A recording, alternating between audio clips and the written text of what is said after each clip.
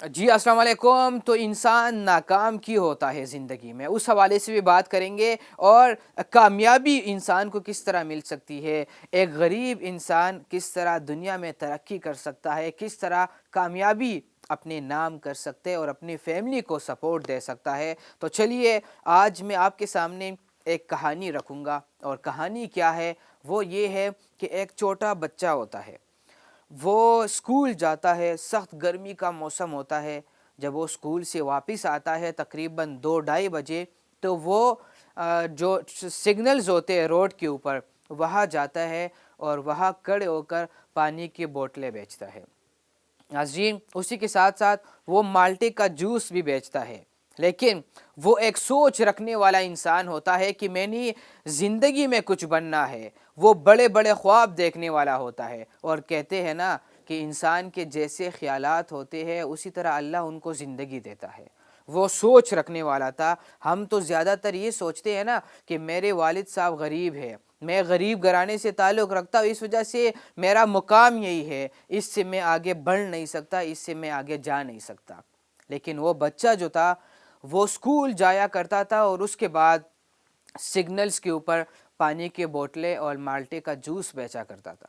لیکن اسی کے ساتھ ساتھ جب ان کو تھوڑا بہت بھی وقت ملتا تو اپنی کتابیں نکال کر اس کو پڑھنا شروع کرتا تھا۔ رات دیر تک واپس آتے تھے اور ہاتھ میں کچھ پیسے لے کر اپنے امی کو دیا کرتے تھے، جس سے ان کا گھر چلتا تھا۔ اس کے بعد کیا ہوتا ہے، وہ رات دیر تک، آدھی رات تک وہ پڑھائی کرتا ہے، اور وہ اپنے ایک الگ دنیا میں گم ہوتا ہے، اور ان کی ایک سوچ ہوتی ہے کہ میں نے کسی منزل تک جانا ہے۔ ناظرین، کہتے ہیں کہ جب منزل خوبصورت ہو تو ہمیں راستوں کی پرواہ نہیں کرنی چاہیے، اور جب اللہ کسی کو بہترین سے نوازتا ہے تو اس کو بدترین سے گزارتا ہے۔ یہ اسی بچے کی کہانی ہے جن کے اوپر بڑی مشکلیں آ رہی ہوتی ہے۔ وہ مشکلوں کا سامنا کر رہا ہے سخت گرمی کے موسم میں، جون جولائی میں، اور وہ کس طرح باہر آ کے کھڑا ہوتا ہے۔ صبح اسکول جانا، پھر دوپہر میں واپس آنا، اور سگنلز کے اوپر پورا دوپہر کا ٹائم جو ہے وہ کڑی دھوپ میں گزارتا ہے، اور پھر شام کو گھر لوٹ جاتا ہے۔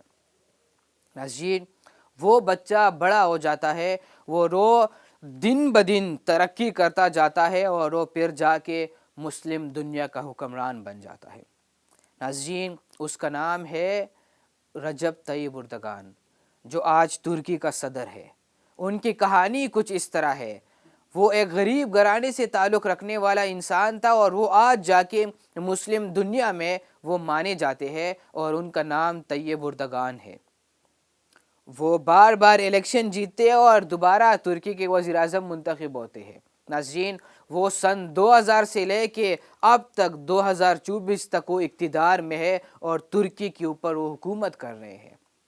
ناظرین، اس کہانی سے ہمیں یہ سبق ملتا ہے کہ ہم اگر چاہے تو ہم دنیا میں کچھ بھی بن سکتے ہیں، اگر ہمارے خواب بڑے ہو، اگر ہم سوچ رکھنے والے ہو کہ اللہ انسان کو دینے والا ہے، عزت اور ذلت اللہ کے ہاتھ میں ہے۔ اس کے بعد جب آپ سٹرگل کرتے ہیں، جب آپ محنت کرتے ہیں، تو آپ کے سامنے بڑے بڑے مگرمچھ آئیں گے، لیگ پولنگ ہوگی، آپ کے سامنے لوگ آئیں گے، آپ کے خلاف سازشیں ہوگی، آپ کو ناکام کرنے کی کوششیں ہوگی، لیکن آپ نے چلتے رہنا ہے۔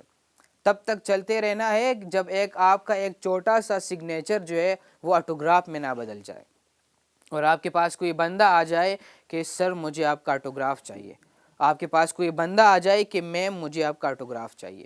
تب تک آپ سٹرگل کریں، تب تک آپ محنت کریں۔ اللہ انسان کو دینے والا ہے، یہ کسی جگہ کسی کتاب میں نہیں لکھا ہوا کہ ایک امیر باپ کا بیٹا ہی کامیاب ہو سکتا ہے، لیکن غریب باپ کا بیٹا کبھی کامیاب نہیں ہو سکتا۔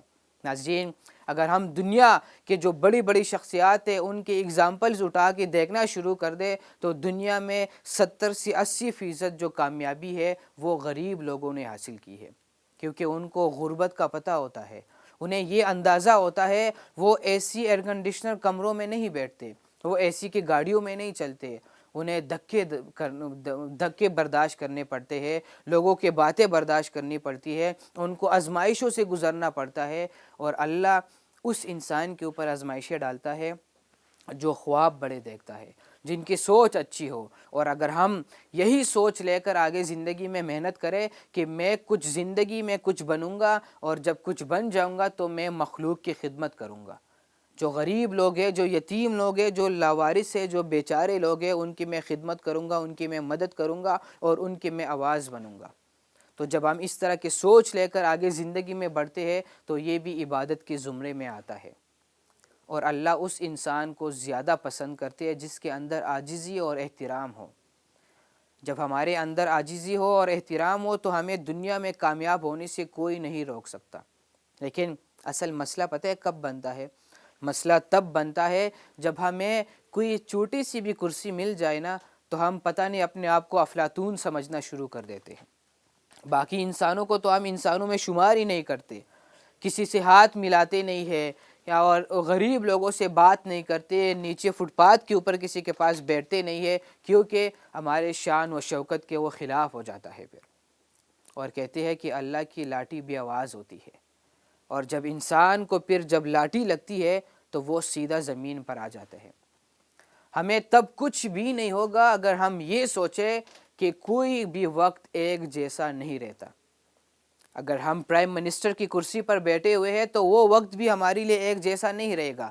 ایک وقت آئے گا ہم پرائم منسٹر کی کرسی سے اتر جائیں گے، پھر سڑک کے اوپر آئیں گے. اگر ہم سڑک کے اوپر ہے تو ہمیں یہ سوچ کر محنت کرنی چاہیے کہ ہم پورے جو ہماری پوری زندگی ہے، پوری زندگی میں صرف سڑک کے اوپر نہیں رہوں گا. اگر مجھے اللہ کے اوپر یقین ہے تو میں ضرور اس سڑک سے اٹھ کر ایوان صدر تک جا سکتا ہوں، میں پرائم منسٹر آفس تک جا سکتا ہوں، میں ایک بڑا انسان بن سکتا ہوں. ناظرین، اور کہتے ہیں کہ ایک شخص نہیں بلکہ ایک شخصیت بن کر زندگی گزارے، کیونکہ ایک شخص تو مر جاتا ہے لیکن شخصیت ہمیشہ لوگوں کے دلوں میں زندہ رہتی ہے. اور اس کی اگزامپل یہ ہے کہ آج تو نہ محمود غزنوی یہاں پر ہے، نہ کوئی اور بڑی پرسنالٹی ہمارے سامنے دنیا میں ہے، لیکن پھر بھی ان کا نام ہے کیونکہ وہ ایز اے پرسنالٹی انہوں نے زندگی گزاری تھی، اور وہ آج بھی کتابوں کے اندر زندہ ہے.